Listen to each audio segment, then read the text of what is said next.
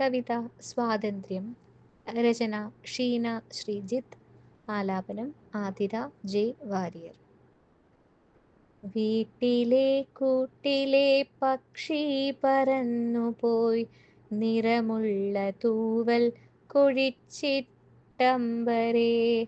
തത്തമ്മേ പൂച്ച ചൊല്ലിച്ചിരിപ്പിച്ച സുന്ദര ദിനങ്ങൾ അല്ലൽ തീർക്കുന്നില്ലോ.